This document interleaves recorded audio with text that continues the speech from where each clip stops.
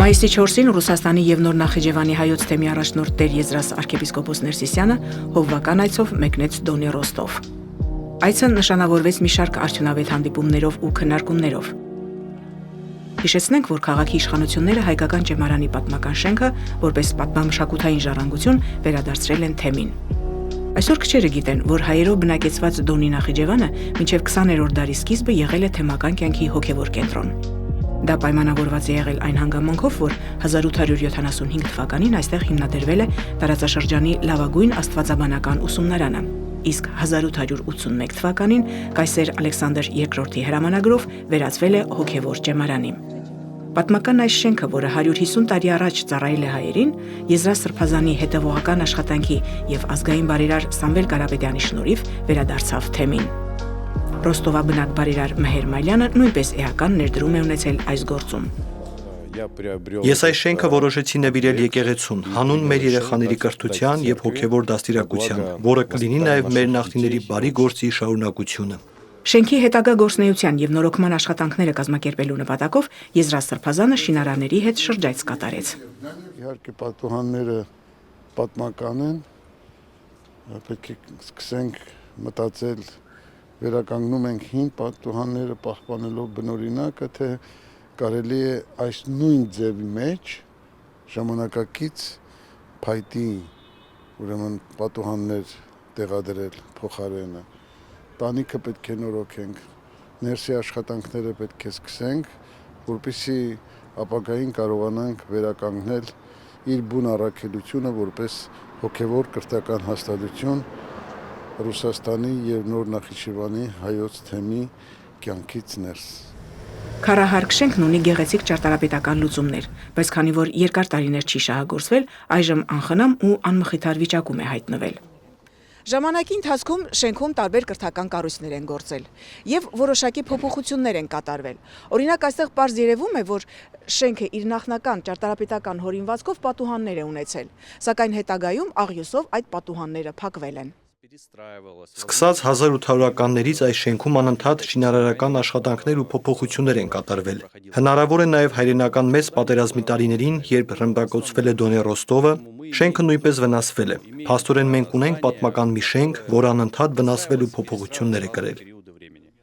Շենքը նորոգելու եւ կրթական կենտրոնի պատմական առաքելությունը վերականգնելու պատրաստակամությունը ստանձնել է թեմը ազգային բարերար Սամվել Կարապետյանի աջակցությամբ, որն այս օրերին Հայաստանում անհիմն մեղադրանքով շուրջ 1 տարի կալանավորված է։ Դոնի Ռոստովի կառուցմանը մասնակցած ուսյալ եւ տաղանդավոր հայերը չէին կարող իրենցից հետո չթողնել այն, ինչն այսօր քաղաքի այցեքարտն է, ինքնության մասը։ Դրանք մեր հնամենի եկեղեցիներն են ու կրթական կենտրոնները։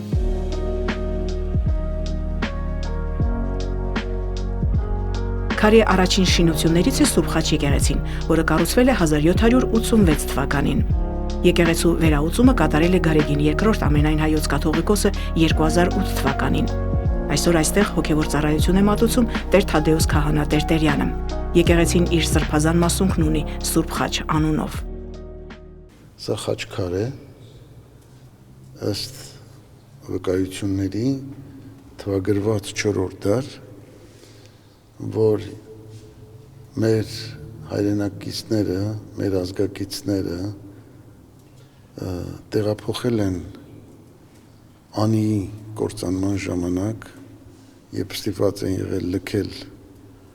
Բագրատունիների մայրաքաղաքը Անին եւ տեղափոխվել են Ղրիմ, համարելով նվիրական սրբություն, իր մեջ ունենալով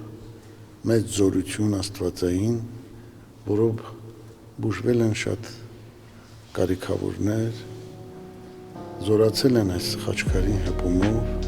Ժամանակին Սուրբ Խաչը հայ եպիսկոպոսների համար որպես նստավայր է ծառայել։ Այդ են վկայում եկեղեցու բակի մամրակալած շիրմաքարերը, որոնց գրությունները դեռևս ընթեռնելի են։ Միշտ շիրմիտ հայոց վշտակիր հայրիկ։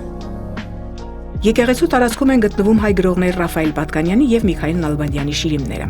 Մրգատու ծառերով լայնատարած այգին կարծես պարսպապատել է եկեղեցին, որի մուտքերից մեկը նայում է քարի աստիճաններով ձորակ տանող ճանապարհին։ Հայկական ճարտարապետական ոճով կառուցված հնամենի եկեղեցիները հուշում են, թե որքան են Դոնի հայերը կարևորել հոգևոր ազգային ավանդույթները։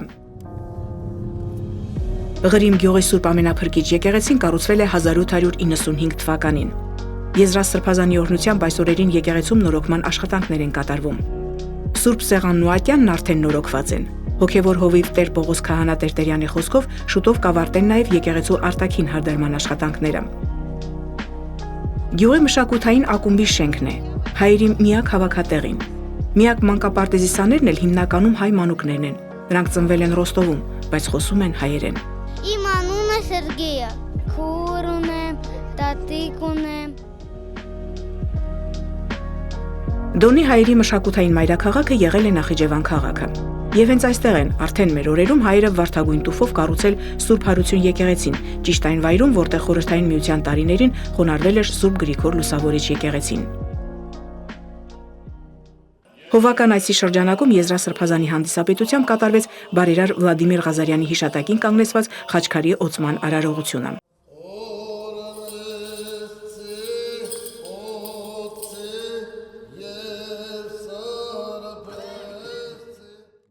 Սուրբ Հարություն եկեղեցուց մի քանի քայլ հեռավորության վրա է գտնվում Նախիջևանի կենտրոնական շուկան։ Այն եղել է քաղաքի գլխավոր ու հրապուրիչ հասցեներից մեկը։ Բազարում բոլորը հայեր են աշխատում։ Այստեղ անգամ մթնոլորտն է ներծծված հայկականությամբ։ Լուսադեմին նորաթուխ լավաշի անուշ բույրն արդեն կարելի է զգալ ողջ շուկայով։ Ամենուրեք վաճառվում են հայկական մթերքներ, ինչպես տեղի հայերի ձեռքով պատրաստված, այնպես էլ Հայաստանից բերված։ Մեր լավաշը շատ մեծ պահանջարկ ունի Ռոստով քաղաքում, լավաշը կոչվում է ապարանի լավաշ, համեցեք։ Հայկական պանիր ունեք։ Հայկական հորած պանիր ունեն Գեղեգնաձոր շատ համով, Դոնի Ռոստովի յուրաքանչյուր եկեղեցուն կից կա հայորդյաց տուն, որտեղ տարբեր տարիքի մարդիկ հայերեն են սովորում, իսկ միջնակարգ դպրոցներում գործում են հայկական դասարաններ։ Սուրբ Հարություն եկեղեցու հոգևոր հովիվ Տեր Տիրան Քահանա Ավագյանի խոսքով քաղաքում մեծ համբավ ունի Զվարթնոց պարային անսամբլը, որտեղ սովորում են միայն հայկական ազգային պարեր։ Երբ Ղրիմա հայերը Եկատերինա II-ի հրավերով եկել ու կառուցել են նոր Նախիջևան քաղաքը, հիմնել են նաև 5 հայկական գյուղ։ Դրանցից մեկը Չալտիրն է։ Այստեղ, ինչպես մնացյալ գյուղերում, հայերը նույնպես կառուցել են մեծ ու շքեղ եկեղեցի։ Եզրասրբազանն այցելեց նաև Չալտիրի Սուրբ Համբարձում եկեղեցի, Տեր Թադեուս Քահանա Հայբարյանի հետ քննարկեց հոգևոր կյանքի կազմակերպմանն առնչվող հարցեր։ Քառօրյա հովվական այցից հետո Եզրասրբազանը վերադարձավ Մոսկվա։ Ալվարդ Նազարյան, Արթուր Սարգսյան, Եկեղեցական կյանք, Դոնի Ռոստով։